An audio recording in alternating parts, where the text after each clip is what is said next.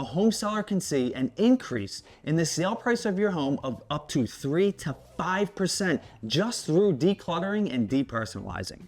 I'm gonna share with you the exact process that you can use to easily declutter your home and make it a very manageable and enjoyable experience. So let's jump right into it. When you're tackling any big project such as decluttering, you have to set smart goals. That is the first step in the process, setting smart goals. And what do I mean by smart? Specific, measurable, attainable, realistic, and timely. That's the way that you break it down, right?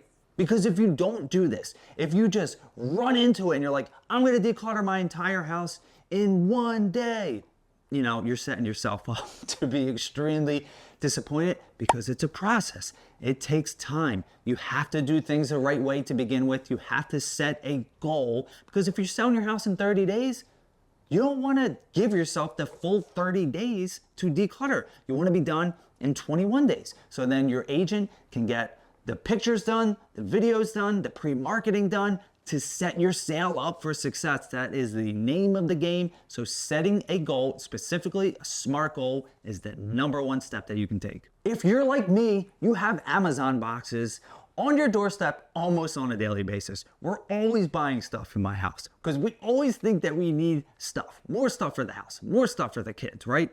But if you're in the decluttering process, you have to understand that you want to start getting rid of stuff. You don't want to keep bringing things in. So the next step in the process is stopping the inflow of new things. Get it in your mind. You probably don't need it. You really don't need what you're about to order for the house for the sale of your property. You have to stop collecting more things, because the more things you bring in, the harder it's going to make it to sort through all the belongings and all the stuff that you already have in your house. That's why you don't want to keep ordering from Amazon unless you absolutely need it, right? If it's paper towels or something like that. But stop the inflow of new things. Cut it out. Give yourself this time, right? If you're doing it in 30 days or if you're doing it in 6 months, don't keep thinking that I need to bring in more things because more things are going to help the sale of my home. Talk with your real estate agent. Ask them, get their opinion. Talk to an interior designer. Say, hey, do I need these blinds? Are the blinds good? Is that what buyers are looking for? Stop the inflow of new things and start focusing on only what you need. I like to gamify things, especially with my kids. I like to go through room by room regularly with their toys, right? Because their toys have taken over everywhere. I like to look at things and say, hey, let's play this game. What do you want to keep? What don't you use anymore that you want to donate? And what needs to be thrown out? And this is great because it leads into what the next step is for you when you're in the decluttering process. And that is to create labeled containers in 4 different categories. Label number 1, things you'll be taking with you. Label number 2, things you'll be selling or leaving behind. Label number 3, things you'll be donating. And label number 4, things you will be throwing out. If you break it down into these manageable categories, right? These 4 categories, whether you use clear bins, which I highly suggest, that's what we always do, or if you're using cardboard boxes, whatever it is, whatever makes it easier for you, because I'm all about simplicity. If you break it down into these 4 categories, it helps you go through your stuff and understand what everything is, because again, it's right, we're talking about years, we're talking about decades of things, right? So there's so much that's in your house and it feels overwhelming, especially if you step into a room where it's like, here's our junk room, right? Here's our attic, here's where all of our decorations are. If you have that, which I do, right behind me is all that kind of storage. If I break it down into these 4 categories, it's going to make everything so much easier and so much smoother. Now you're on your way. You're almost a decluttering pro, right? Because you stop the inflow of new things. You stopped ordering from Amazon, unless it's what you need to live. And you've created labeled containers for all your stuff. Now what? What do I do now, Shawn, that I have gone through this process and I'm at this point? Thanks for asking, because that leads into the next part, which is going room by room. Declutter room by room. People that try to do this in a weekend always overwhelm themselves, they stop, they fall short, and they just say, screw it, I'm not gonna do it. I'm telling you, it all depends on what your timeline is. If it's in 30 days that you wanna have your home listed, break it down room by room, maybe give each room 3 or 4 days. You work full time, you got the kids, you got this, you got that, you have all this stuff. It's a mess to try and do it in one weekend unless you absolutely have to. That's why going room by room is the absolute best thing that you can do, because it's going to simplify things. And I've already told you, I love simplifying things because it makes it easier. And I want you to sell your home for more. And I don't want you to cut it short and realize that you threw out things that you wanted to keep. You donated things that you wanted to throw out, right? Whatever it is.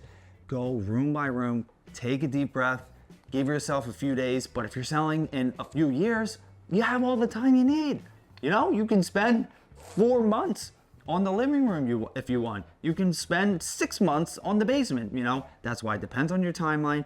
But the next step is going room by room, make it easier and chunk it down. Now we're getting into the fun part, right? I love the fun part. The fun part for me is deciding, okay, I have all this stuff in containers. I've labeled everything. I know what I want to do. And if you're like me, you know, you do want to sell some of your things, right? It makes it easier because you spend a lot of money on it. And I understand that selling things can be difficult, but it's much easier to do it now than it was in years prior.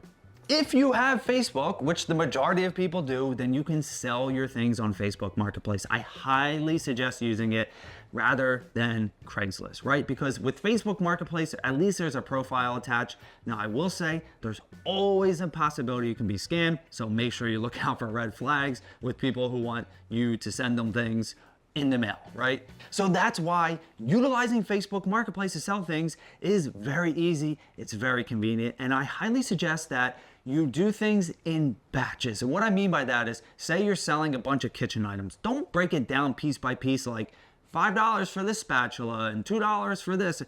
Sell it as a box, right? Sell it as a joint venture, all the kitchen stuff together. Say you're gonna get rid of it for $250 instead of doing it piece by piece, because when you do things piece by piece, generally people aren't interested in paying $2 for something.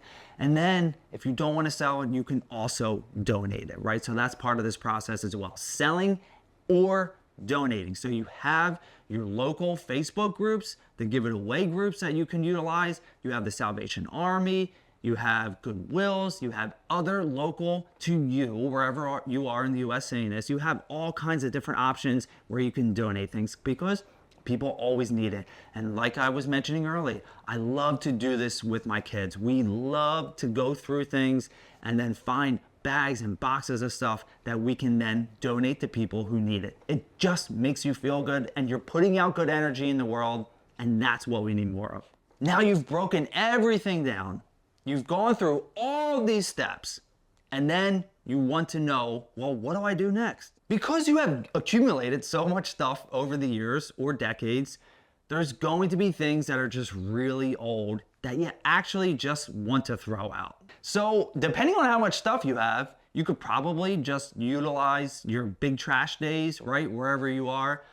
We have bulk trash days the last Thursday of every month in Chester County in the Downingtown area where I'm at. So I know that I can go through everything and put out all the bigger items on that last Thursday of the month. You might even need to get a bagster from Home Depot, right? It's not a full giant dumpster, it's just a bagster. So you can throw out a lot of stuff that you don't need. Or in some extreme cases, you might actually need a dumpster, right? So hiring a local trash company to bring a dumpster in so you can get rid of it as well. If you're not throwing everything out, you might be thinking, I want to leave this behind. These furniture pieces go really well with the rooms, right? Like maybe you're someone who decorated your home really well and you are downsizing, so you don't need to bring everything with you. Or you're upsizing, right? And you're thinking, I just don't want that. It doesn't fit my new house. Or maybe even you're just moving away and you don't want to haul everything in a U-Haul 3,000 miles away to California, right? So whatever situation you're in, you can leave things behind. You can actually sell them to the buyer or just leave them behind, whatever you want to do. But that is always an option for you as well. We're almost done. I promise we're almost done. I know it's a little long-winded, but this is the exact process that I go through with clients because I want them to increase the sale of their home. And I know that this is the way to do it. So you have everything in boxes. And now you're thinking, well, what next? Do I just leave the boxes in the rooms?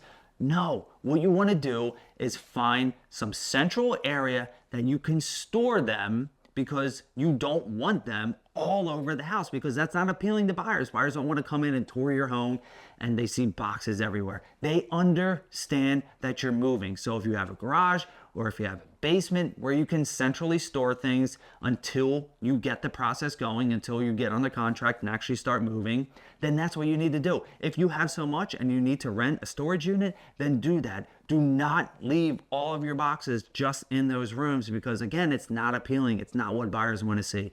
But again, they understand that you are moving. You know, they're moving too, so they need the box items up. Find a central location that you can store your boxes, and it's going to make it more appealing to buyers. Now, I told you that I was going to give you these 3 decluttering tips because it makes things so much easier.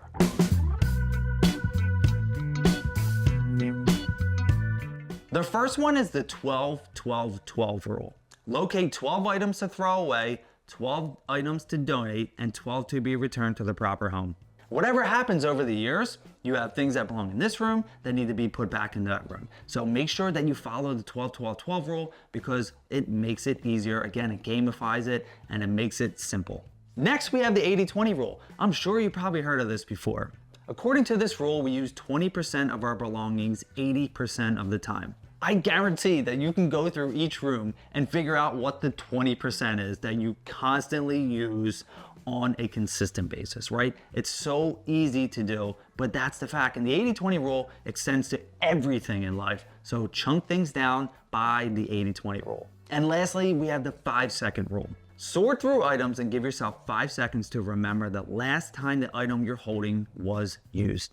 If you can't remember the last time you used it within 5 seconds, it's going into the sell, donate, or trash bin. Simple as that. I just want to say congratulations. You took all the necessary steps to declutter and to make sure that you're maximizing the sale of your home. Again, I know it's frustrating and I know it can feel overwhelming, but if you follow this is a guaranteed method to help you sell your property for more money. If you find yourself needing to sell your property anywhere in the US and you want me and my team to help link you up with an agent and do all that hard work for you, if you don't have someone already and you need to connect with a great agent that can help you sell it or help you sell it to an investor, or if you need an investor to make you a cash offer, whatever it is, click that link below, schedule an appointment with me. I would love to talk with you and see how we can help. And if you are in the greater Philadelphia area or in the Pocono Mountains in Pennsylvania and you want to work with me and my team, click that link below, schedule an appointment with me. If you found these decluttering tips helpful,